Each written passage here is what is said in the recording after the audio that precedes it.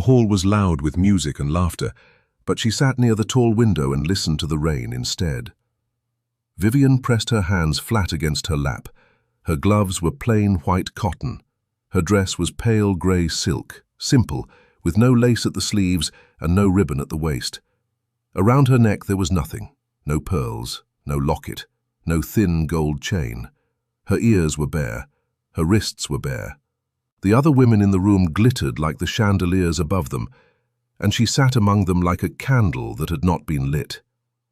She did not mind, or she had taught herself not to mind, which was almost the same thing.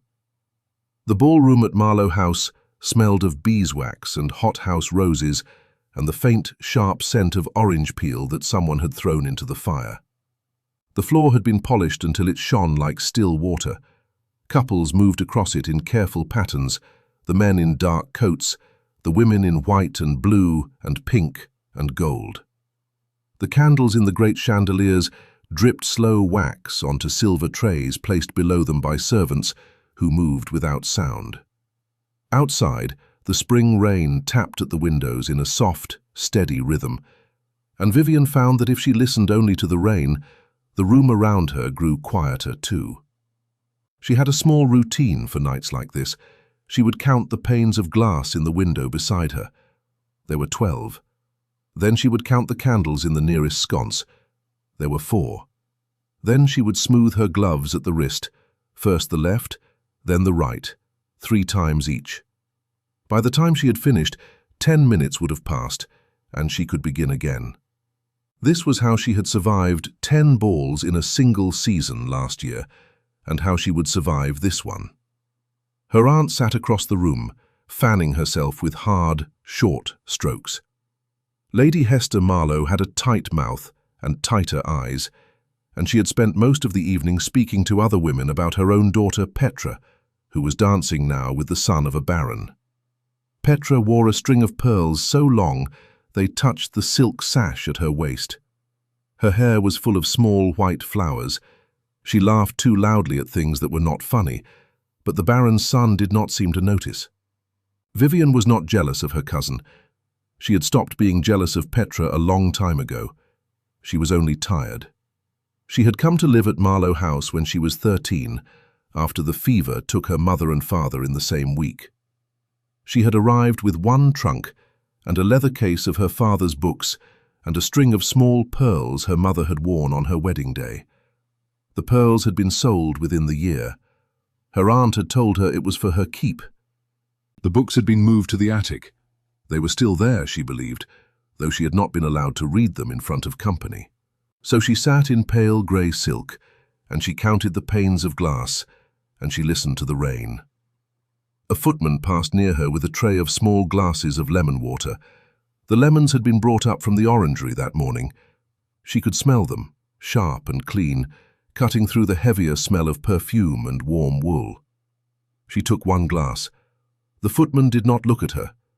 He had served her at this house for 3 years, and he did not look at her. She had stopped minding that too. The music shifted from a quadrille into something slower. A waltz, she thought, though she did not know the names of dances the way Petra did.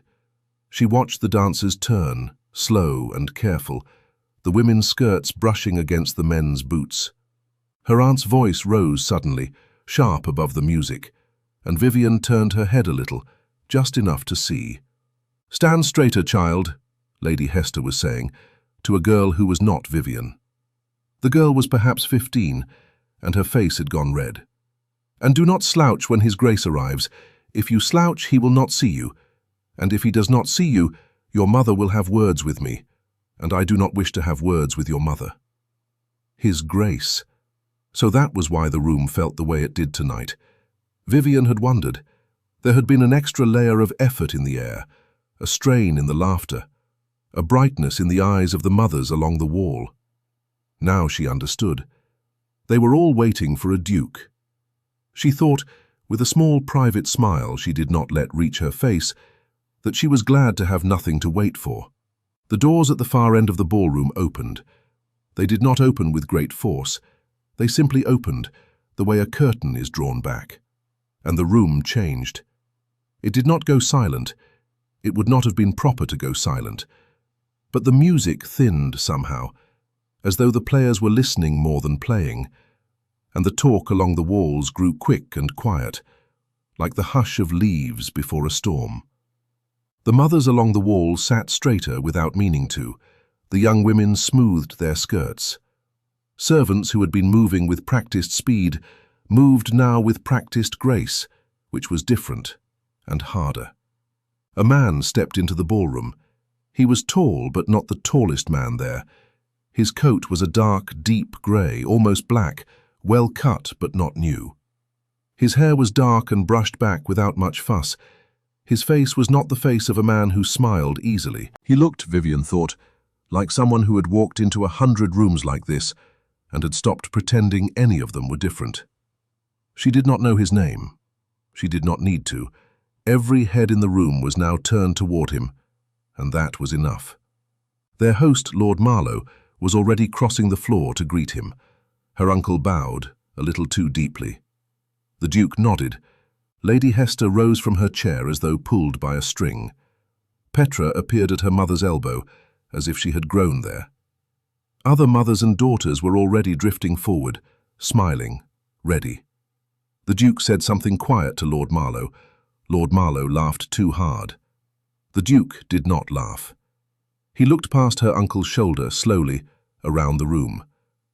Vivienne returned to her panes of glass. There were 12.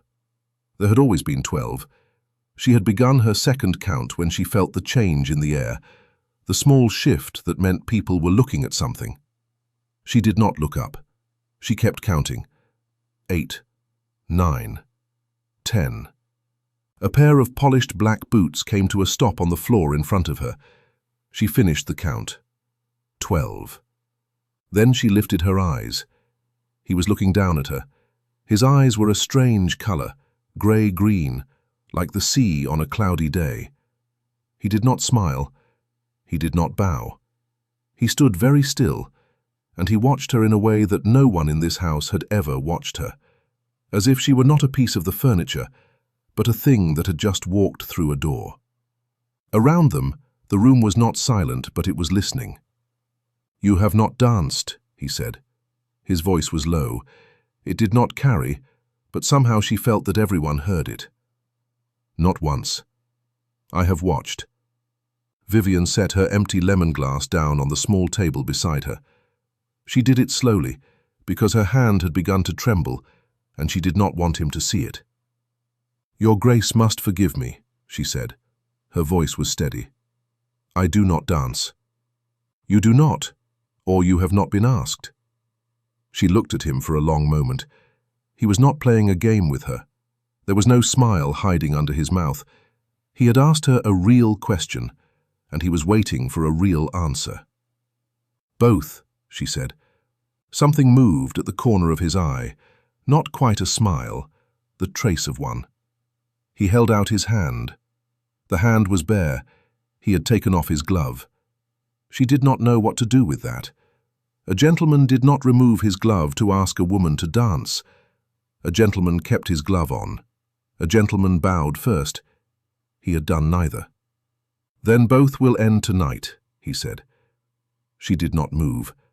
Behind him, somewhere across the room, she heard her aunt make a small, sharp sound, like a person who had bitten her tongue. She heard Petra whisper something to another girl. She heard the violins begin a new tune, slower than before. And she heard the rain still tapping at the window, and she heard her own heart, which was beating too fast. "Your Grace," she said quietly, "I think you have mistaken me for someone else." "I have not. I am not." "You are the lady in grey," he said, "who has counted the windows twice. I watched you do it." He paused. His hand did not move. It stayed in the air between them, steady, open. "I am not in the habit of mistakes." She looked at his open hand. It was a wide hand with long fingers and a small white scar across the knuckle of his thumb. It did not shake. It waited. She thought very clearly that if she took it, her life would not be what it had been an hour ago. She did not know how she knew that. She only knew it the way one knows the weather is about to turn. She put her gloved hand in his bare one. A breath went out of the room. She heard it. She felt his fingers close, warm and dry, around her cotton-covered ones, and she rose to her feet, and the floor felt very far away. He led her to the center of the room. He did not look around to see who was watching. He did not need to. She felt every eye in the ballroom on her back, sharp as pins. Her aunt's eyes, Petra's, the mothers along the wall who had spent the morning teaching their daughters how to stand, the footmen who had not looked at her in 3 years and were looking now. He turned her to face him. His other hand settled at her waist. It was a light touch, careful, as if he understood she was not used to being touched. "I do not know the steps," she said. Her voice was almost too soft to hear. "Then follow," he said. "I will not let you fall." The music caught them and they began to move. She did not know what she was doing. She knew only that his hand at her waist was steady, and his other hand held hers as though it was something he meant to keep. And his eyes did not leave her face, not once, even when other couples turned past them, even when the candlelight caught the silver in his coat buttons, even when she made a small wrong step, and his foot moved smoothly to cover hers, and no one in the room could have known. "Your name," he said quietly as they turned. "Vivienne Ashcombe." "Ashcombe. My father was Sir Henry Ashcombe of Wiltshire. He died when I was 13. I knew him." She nearly stopped dancing. He felt it and adjusted, his hand pressing gently at her waist to keep her moving. "You knew my father?" "A little. He was a good man." He paused. "I am sorry. No one has told you, I think, that he was thought of well." "No," she said. Her throat felt tight. "No one has. Then I will tell you again until you have heard it enough times." She did not know what to say to that. The music carried them through a slow turn. She caught a glimpse of her aunt across the room, and her aunt's face was a careful, smooth mask. But her eyes were burning. Petra stood beside her, holding her pearl necklace as though it might fly off. The Baron's son was watching too, and his mouth was slightly open. "Your Grace," Vivienne said. "Crispin." "Pardon me?" "My name, it is Crispin. I would rather you used it when no one else can hear."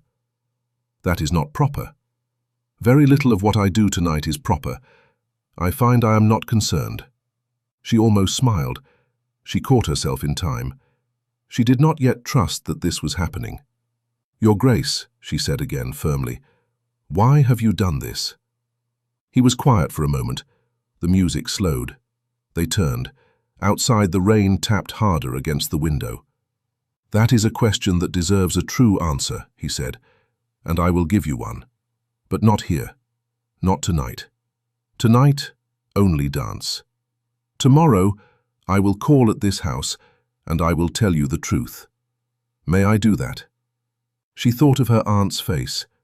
She thought of the attic and her father's books, and the string of pearls that had been sold the year she came here.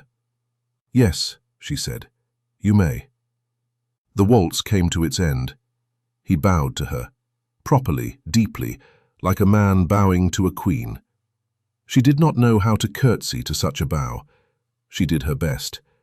He took her gloved hand in his bare one and brought it to his mouth, and he did not quite kiss it, but he held it there, against his lips, for one moment longer than he needed to. Then he straightened, and he turned, and he walked from the ballroom without looking at anyone else, as if he had come for one thing, and that one thing was done. The doors closed behind him. For one heartbeat, the room was completely silent. Even the violins held their note. Even the rain, it seemed, paused. Then the talk burst out all at once, like a kettle lifted off a fire, and Vivienne stood alone in the middle of the polished floor, in her plain grey silk, and her empty wrists, and her bare neck, and she felt the eyes of every person in the room on her, and she did not move. She did not know how to move. She did not know what had just happened. Her aunt was crossing the floor toward her. Lady Hester's face was very smooth and very white. Petra trailed behind, her pearls swinging. "Vivienne?" her aunt said quietly when she reached her. "Come and sit." Vivienne sat. Her knees did not feel like her own. The chair by the window received her like an old friend. She placed her hands flat in her lap. The right one shook a little. The left one had been held by a duke, and it shook too, but for a different reason. "What did he say to you?" her aunt asked. Her voice was sweet for company, but Vivienne knew the underneath of it. "He asked me to dance." "And?" "And I danced." "And what else?" "Nothing, Aunt." Lady Hesther looked at her for a long, long moment. Then she smiled. It was not a kind smile. "Of course," she said. "Of course nothing. He was being charitable. Men of his station sometimes are. It is a kindness. Do not mistake it for anything more." "No, Aunt." "Petra," said Lady Hesther, turning, "go and tell the players we shall have another quadrille." Petra went. Lady Hesther stayed.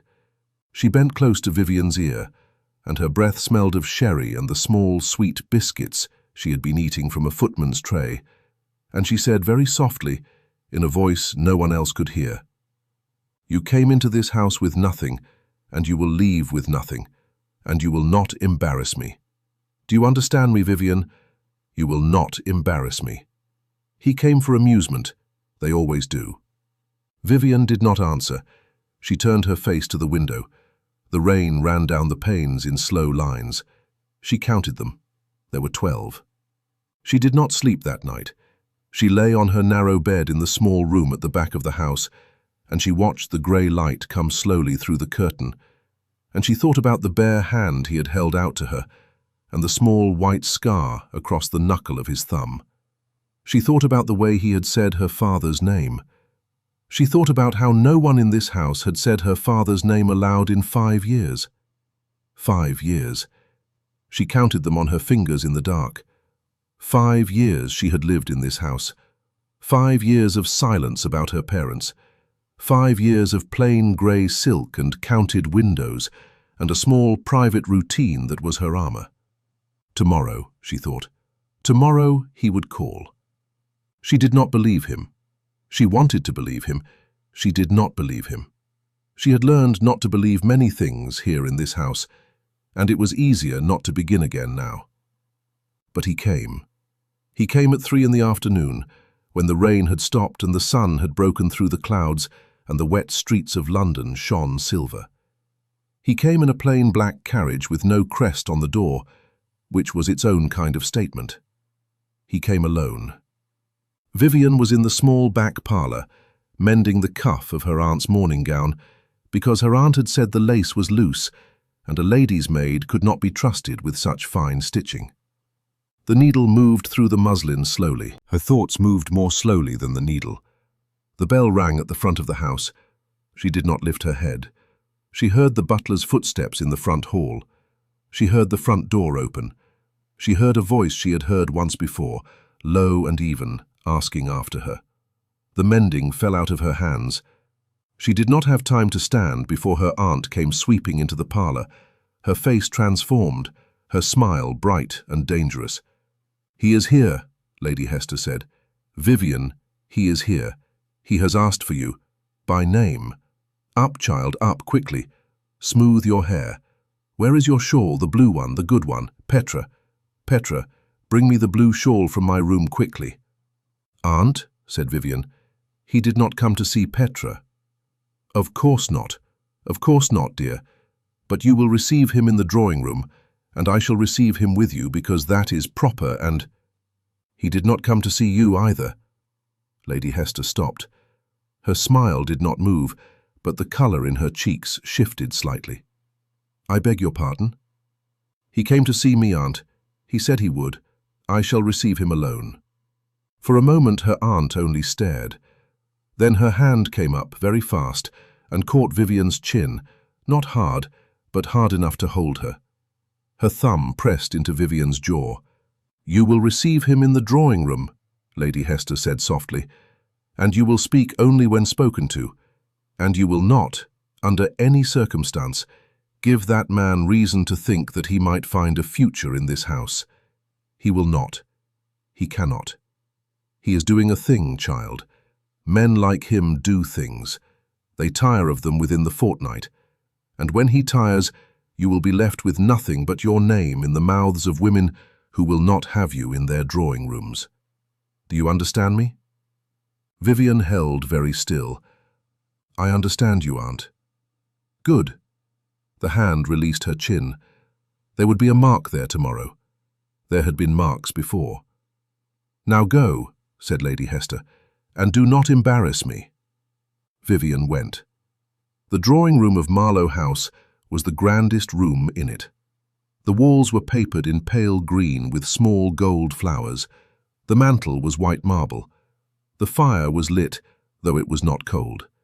He was standing at the window with his back to her when she entered, looking out into the small walled garden where the lilacs were just beginning to bloom. He turned when he heard her step. He did not smile. He bowed. Miss Ashcombe. Your Grace.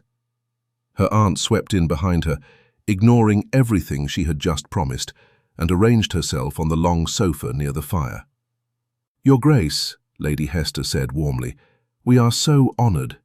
Lady Marlow, he said. His voice was perfectly polite. Forgive me. I asked the butler to show me up alone. I wish to speak to your niece in private. With your permission, of course. He inclined his head a small degree. I will not keep her long. The door will remain open. Your housekeeper may stand in the hall if it pleases you. Vivienne watched her aunt's face go through several small storms in the space of one breath. Refusal, calculation, acceptance. Of course, Your Grace, Lady Hesther said at last, rising with a stiff smile. Of course. She left. The door did not quite close. Vivienne heard the rustle of her aunt's skirts settling somewhere just out of sight in the hall, where she could not be seen but could perhaps be heard. He heard it too. He glanced at the door, and one corner of his mouth moved, just a fraction. Will you sit? He asked. She sat in the chair nearest the fire. He took the chair across from her. Between them was a small, low table with a porcelain dish of dried rose petals. The petals smelled faintly sweet, dusty, old. Outside, a bee was bumping against the window glass, trying to find its way to the lilacs. You said you would tell me the truth, she said quietly. I will. Then please do, before my aunt finds a reason to come back. He almost smiled. Very well. He looked down at his hands, then up at her again. His eyes were steady. I knew your father, as I told you. We met when I was 20, and he was perhaps 35. I had ridden out alone on my first trip away from my own father's house, and my horse threw a shoe in a village near Salisbury, and your father was the man who took me in. I did not tell him who I was. I gave him another name. He did not ask too many questions. He fed me. He gave me a bed. He spoke to me as though I were a young man with sense, which I was not. When I left, 3 days later, he refused payment. He said, "A roof is not a thing to be sold to a traveller." I have remembered that sentence for 15 years. Vivienne did not speak. She could not. I learned later who he was.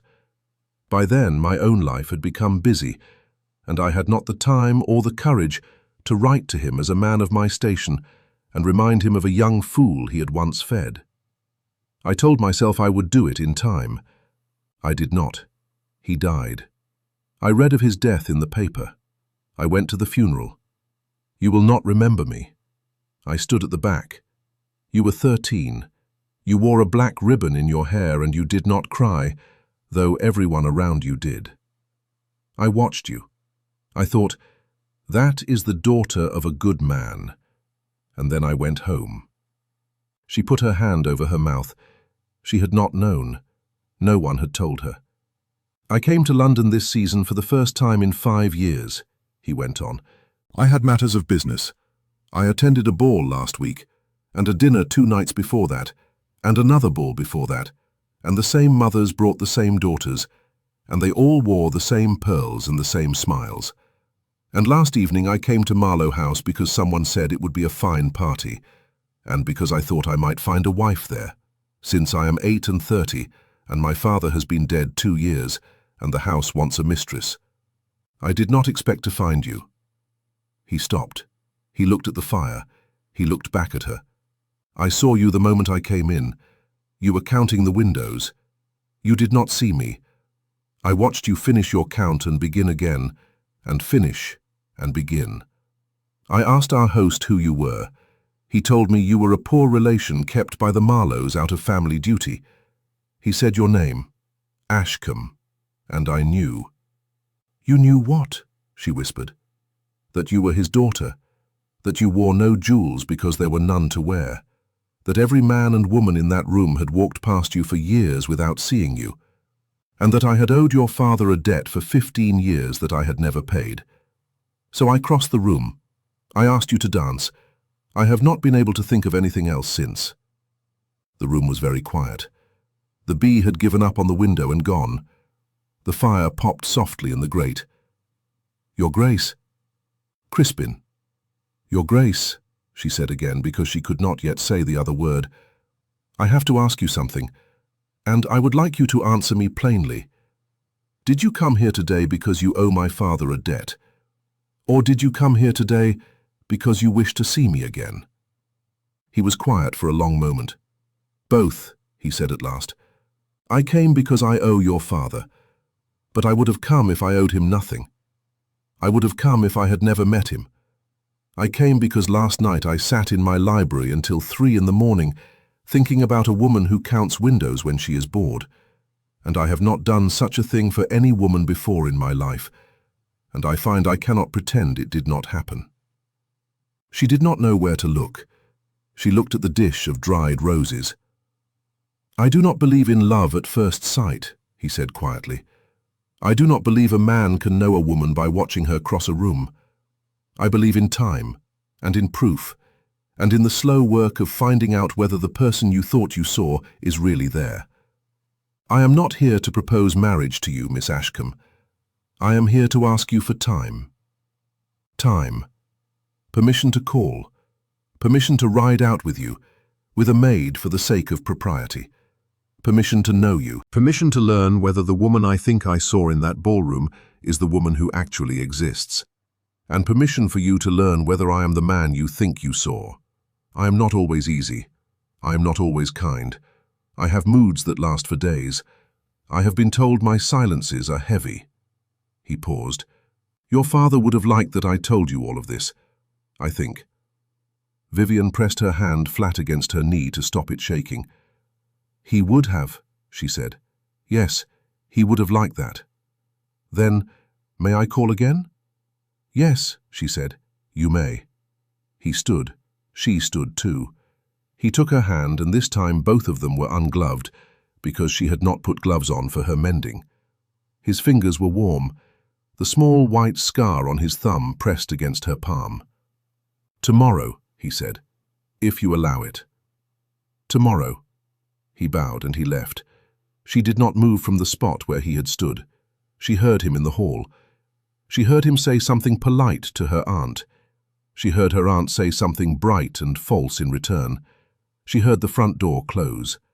Then she sat down on the low table, on top of the dish of dried roses, because her legs would not hold her any longer, and she put her face in her hands, and she did not cry.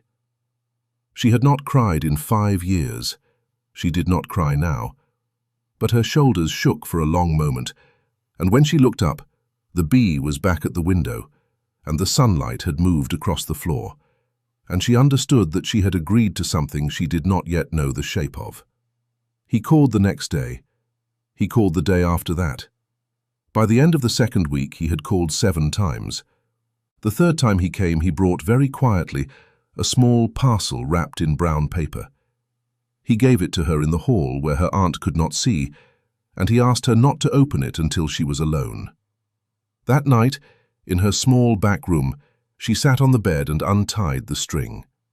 Inside was a single book. It was very old. The leather was cracked. The pages were yellow at the edges. She opened it, and on the first page, in a hand she had not seen in 5 years, was written, Henry Ashcombe, his book, Wiltshire, 1812. He had brought her one of her father's books. She did not know how he had got it. She did not ask. She held it against her chest for a long time, and the smell of old leather and her father's library rose up out of it, and she sat in the dark and breathed it in until the candle burned down. She found out weeks later that he had ridden out to Wiltshire himself, alone, the morning after the ball. He had gone to the cottage where her father's small estate had been sold. He had spoken to the new owner. He had asked, very politely, whether any of Sir Henry's books had been kept. The new owner, embarrassed, had admitted that one trunk of books was still in the attic, never opened. The Duke had bought the entire trunk on the spot. Then he had asked the man not to tell anyone he had been there. She found this out from a footman who was the brother of the man who had driven the carriage. The footman did not know it was secret. He told the story because it was a fine story. She listened to it with her hands folded in her lap, and she did not say anything, and she went up to her room that night and read another page from her father's book by candlelight, and she thought, he did not tell me. He did this, and he did not tell me. That was the night she began to believe him. Of course, her aunt had not been idle. It began at a dinner 2.5 weeks after the ball. 20 guests sat around the long table in the dining room. The Duke had been invited as a matter of form, because to leave him out now would have been to admit that the Marlows had no claim on him. He had accepted, as a matter of form, because to refuse would have meant cutting Vivienne. He sat opposite her. He did not look at her too often. He was, she had come to understand, a man who guarded what he cared about by not appearing to care about it. Petra had been seated beside him. Petra wore her pearls. Petra wore a new gown the colour of spring violets, and her hair had been done in 3 new ways before her mother was satisfied. Petra laughed at everything he said, even the things that were not funny, even the things that were not meant to be heard by her at all. Lady Hesther watched from the head of the table. Halfway through the 3rd course, when the conversation had grown easy and the wine had been refilled twice, Lady Hesther set down her fork. The small motion drew attention because she had meant it to. "Your Grace," she said in her brightest dinner voice, the one that carried to the far end of the table, "I had quite forgotten to ask. Have you had the chance to view the little portrait my niece keeps on her dressing table?" Vivienne went still. Across the table, the Duke set down his glass. "I have not had that pleasure." "Oh, you must," said Lady Hesther warmly. "It is the only thing of her mother's she has. We have all teased her about it for years, of course, because the poor woman was painted in a quite plain dress, and one can hardly see her face, but Vivienne does so cling to it. She has so little, you see. We have done what we can, but one cannot manufacture a fortune where there was none." Her father, God rest him, was a charming man, but he had no head at all for money, and when he died, the house and the land were already mortgaged twice over, which is why dear Vivienne came to us without so much as a pearl earring. We took her in, of course. One does what one can for blood. But it has been 5 long years, hasn't it, dear? The table went very quiet. The kind of quiet that descends when something cruel is happening and no one is sure whether to laugh politely or look at their plate. "Aunt," said Vivienne. Her voice was quiet, steady. "My father's debts were paid in full from the sale of the estate. There were no unpaid sums." "Oh, child," said Lady Hesther sweetly, "we do not discuss such things at table. Hush now." "Forgive me," said Vivienne, "but you have raised the matter. I should not wish a guest to think my father died in debt when he did not." A footman behind her shifted his feet. Another guest cleared her throat. Lady Hesther laughed. It was a small laugh, light, but Vivienne heard the edge in it. "How spirited you have become, dear," her aunt said. "His Grace's notice has done wonders for your courage. I confess, when she first came to us, she would not say a word for a fortnight. Sat in corners, cried into her pillow. We thought she might be a little simple." It was the cruel sentence. It landed like a slap. Vivienne did not move. Her hand, holding her fork, did not tremble. She set the fork down very gently beside her plate. She placed her napkin beside it. She looked across the table at the Duke. He was looking at her aunt. His face had gone perfectly still, the way a frozen pond goes still, smooth, hard, and dangerous if stepped on. Vivienne stood. "Forgive me," she said quietly to the room. "I find I am not well. Please continue. Aunt, do not let me spoil the evening." She walked the length of the table. She did not look at anyone. She passed Petra, who had gone red to the ears. She passed her uncle, who was staring at his plate. She passed two of her aunt's particular friends, who were exchanging glances. She passed the Duke last. She did not stop. She kept walking.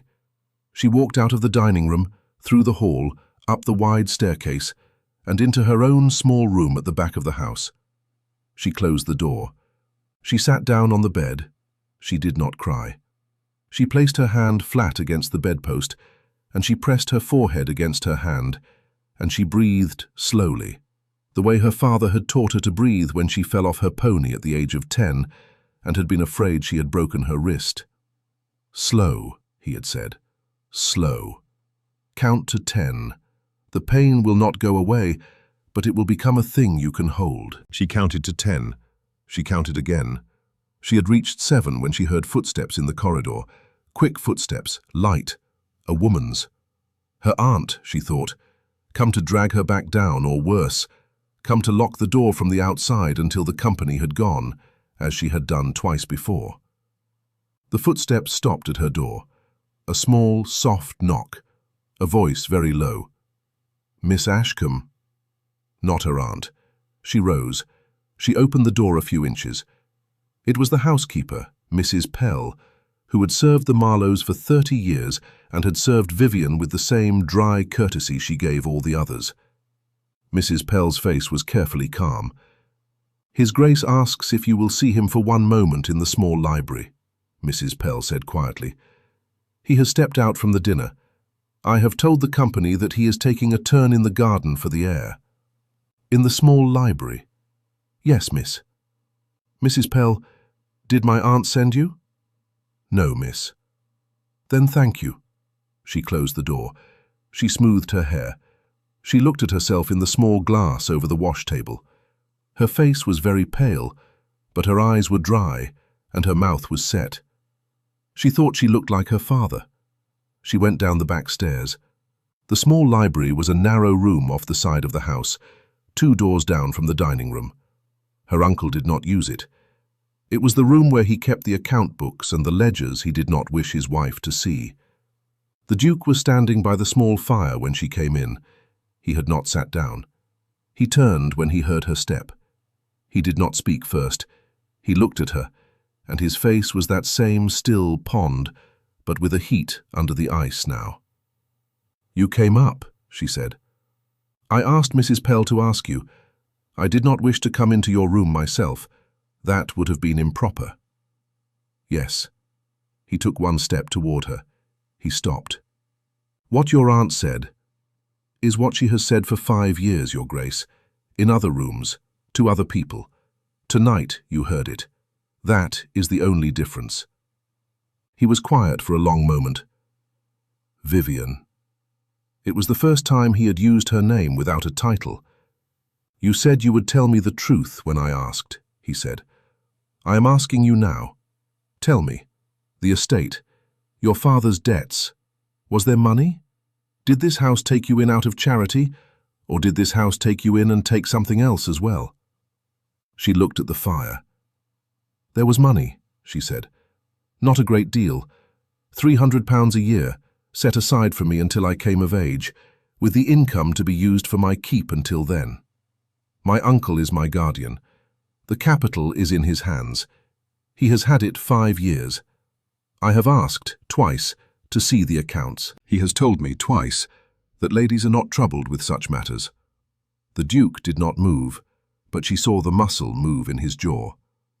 "I am of age," she said. I have been of age these 8 months. I have not asked again because I do not know where I should go if I did, and they have not raised the matter. And I have been—" She stopped. "I have been a coward, Your Grace. I have been afraid to ask because I have been afraid of the answer." "That is not cowardice." "It is. It is survival. They are different things." He looked at the fire too now.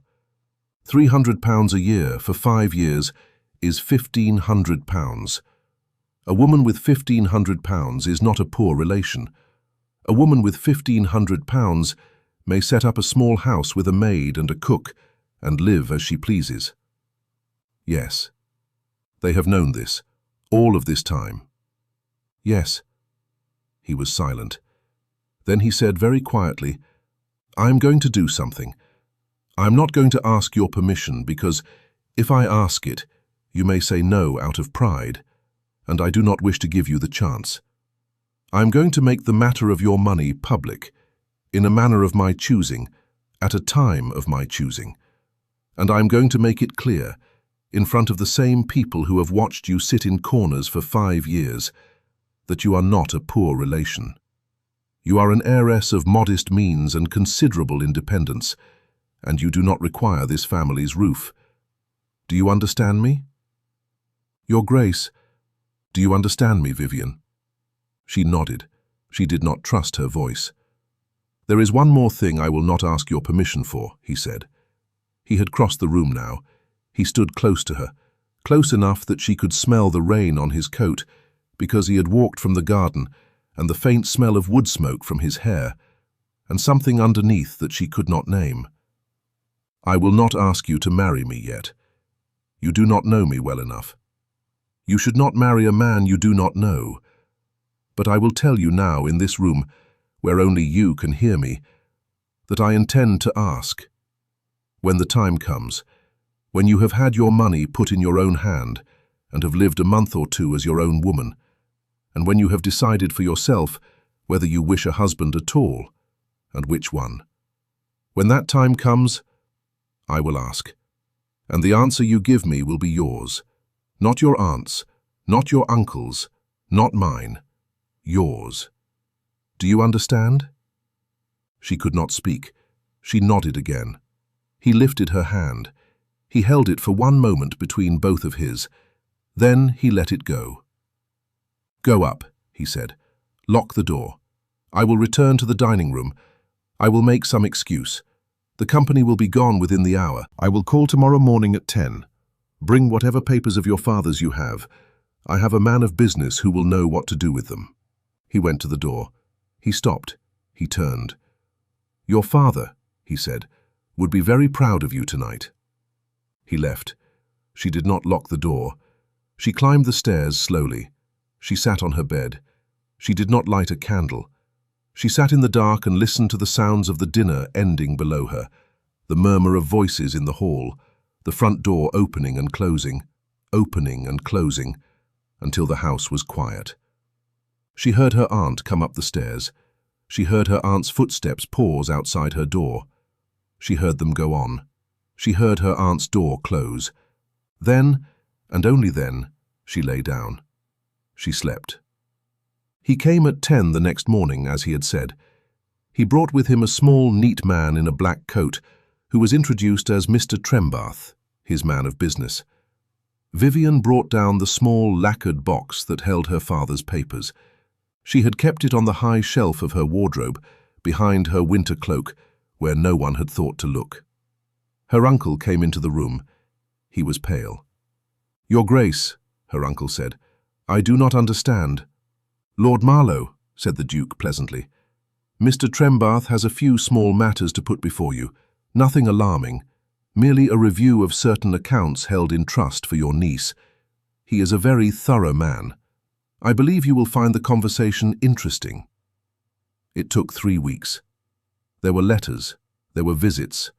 There was, at one point, a meeting in a solicitor's office on Lincoln's Inn Fields that Vivienne attended in a borrowed bonnet, and that left her uncle looking 10 years older. The sum of £1,500 was found, with interest, in an account that had been opened 5 years ago, and which had received deposits and withdrawals in patterns that Mr. Trembath described, in a flat, dry voice, as irregular. It was paid out to Miss Ashcombe in full. A small house in Bloomsbury was rented for her in her own name. A cook and a maid were engaged.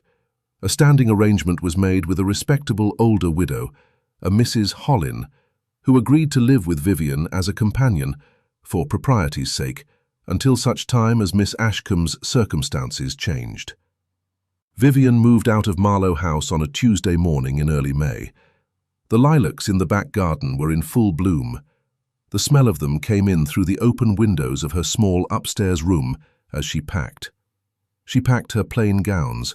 She packed her father's books. She packed the small portrait of her mother, the one her aunt had called plain, and which Vivienne knew to be the work of a careful painter who had loved his subject. Her aunt watched from the doorway. Her aunt's mouth was a thin, straight line. "You will regret this," Lady Hesther said quietly. "Society will not have you, Vivienne. He has made a spectacle of you. They will say you went after his money. They will say worse than that. You think you are leaving this house with dignity. You are leaving this house alone, and alone is what you will remain." Vivienne closed the lid of her small trunk. She fastened the buckle. "Aunt," she said, "when I came to live in your house I was 13. I had lost both of my parents in 7 days. I had nowhere else to go. You took me in, and I have always understood that this was a thing you did for me, and not a thing I could repay. I shall not pretend tonight that the years between then and now were kind. They were not. But I shall not either pretend that I owe you nothing. I owe you a roof. I owe you food. I owe you the dresses I wore and the candles by which I read. I shall send you within the year a sum that I judge fair payment for those things. After that, we shall not speak again. I think that is best for both of us." She lifted the trunk. The footman behind her aunt stepped forward to take it from her. "Goodbye, Aunt." She walked past Lady Hesther. She walked down the stairs. She walked out of the front door, into the May morning, into the carriage that waited at the foot of the steps, which was not the Duke's carriage but a hired one, because the Duke had said, very firmly, that he would not be the man who took her out of that house in his own carriage. "You will leave in your own carriage," he had said, "hired in your own name, with your own money. I will not be a part of the day you leave that house, except by being absent from it. The day belongs to you." He had been right. The day did belong to her. The hired horses pulled away from Marlow House at a brisk walk. She did not look back. She lived in the small house in Bloomsbury for 6 weeks before she saw him again. He had said he would not call until she sent for him. He had meant it. She wrote to him once a week, short letters, news of the small things in her new life. The cook had made a fine pudding.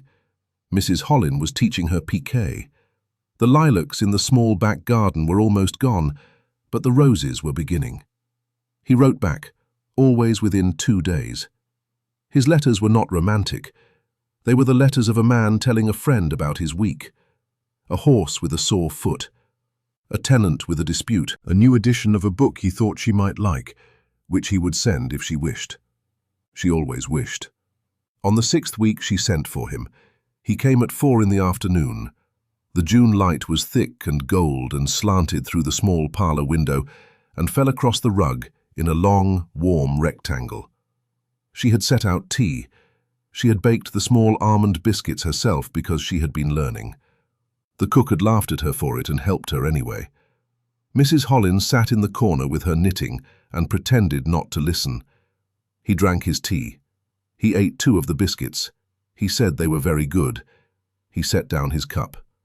"You have summoned me, Miss Ashcombe." "I have, Your Grace." "For what purpose?" She looked at him for a long moment. She had thought all morning about what she would say. Now she could not remember any of it. She could remember only the small white scar on the knuckle of his thumb, and the way he had said her father's name in the ballroom 4 months ago, and the trunk of books he had brought back from Wiltshire without telling her. "You said," she began, That when the time came, you would ask me a question. I do not wish to make you wait any longer than you must. If you still wish to ask it, I am ready to hear it." He was silent. She watched him. He did not move. The light moved a little across the rug. Mrs. Hollins's needles clicked softly. Outside, a cart rolled past on the cobbles, and a man called out the price of strawberries, and somewhere a dog barked once. Then he set down his cup, very carefully, on the small table beside his chair. He stood. He crossed the rug. He went down on one knee in front of her chair, as carefully as a man placing a piece of fine china. "Vivienne Ashcombe," he said, "I love you. I am not a man who says such things easily, and I am asking you to remember that because I shall not say it often. I love you. Will you marry me?" She put her hand against his cheek. His face was warm. The small scar on his thumb was at her wrist now, against the inside of it, where he had taken her hand to hold. "Yes," she said, "I will." He did not kiss her. He bent his forehead against her hand, and he was still for a long moment. And when he raised his face, she saw that his eyes were wet, which she had not expected, and which she would never see again in just that way, though she would see him cry twice more in the long years that followed. Once at the birth of their first child, and once at the death of his old hunting dog. In the corner, Mrs. Hollins's needles had stopped clicking. They began again, very pointedly. They were married in September, in the small chapel at his estate in Hampshire, with 20 guests and no flowers but the ones from his own garden. Vivienne wore a gown of cream silk, and around her neck, for the first time in 5 years, she wore a string of small pearls. They were not new. They were her mother's. He had found them. He did not tell her where. She did not ask. She had begun to understand that this was simply how he loved, in quiet, in private, in things done and not spoken of. Her aunt and uncle were not invited. Petra was not invited. None of the women who had watched her count the windows at the Marlow ball were invited. Petra married, the following spring, a gentleman of small fortune and very pleasant manners, and Vivienne sent her a christening gift 2 years after that, when Petra's first child was born. The gift was a small silver cup. There was no note. There did not need to be. A year after the wedding, on a cold, bright morning in October, Vivienne sat in the long library of the Hampshire house with her father's books arranged on the shelf above the fire. She had a small writing desk pulled close to the window, and she was answering a letter from Mrs. Hollin, who still lived in the small Bloomsbury house and was very content there. The fire was low. The room smelled of wood smoke and old leather and the apples that had been brought in from the orchard that morning and piled in a wooden bowl on the table. The door opened. He came in. He did not say anything. He crossed to her chair. He set something down on the desk in front of her. It was a small wrapped parcel, the brown paper carefully folded, the string tied in the same neat knot he had used the first time. "What is this?" she asked. "Open it." She opened it. Inside was a book. It was older than any of the others. The leather was nearly black with age. She turned to the first page. The hand was her father's, but younger than she had ever seen it. The date was 1798, 28 years before, when her father had been a young man of 20. "Where did you find this?" "A bookseller in Bath. I have been looking all year. He had it on a back shelf. He did not know whose it was." She held the book against her chest. She did not speak for a long moment. She looked up at him. He was standing beside her chair, and the morning light was coming through the window behind her and falling across his face, and he was watching her the same way he had watched her in the Marlow ballroom 4 seasons ago, when she had been the lady in grey with no jewels at all, and he had been the Duke who had walked across a crowded floor to ask her name. "Crispin," she said softly. "Yes." "Thank you." He bent. He kissed the top of her head. He went to the chair by the fire and picked up his own book and sat down and began to read. She sat with her father's young handwriting in her lap, and the smell of apples in the air, and the small, steady sound of her husband turning a page, and she thought with the same quiet, clear knowledge she had felt the first time he held out his bare hand to her in a ballroom full of pearls, that this was what her life was now. Not the gowns, not the title, not the great house with its long galleries and its 100 candles. Only this, the book in her lap, the fire, the man across the room, the choice she had made, and that had been made for her, and that she would make again every morning for the rest of her life. Outside, the first leaves of autumn were beginning to fall past the window. Inside, the room was warm. She turned the page. Thank you for staying with this story until the very end. If this moved you, please like, share, and subscribe. Your support keeps these stories alive.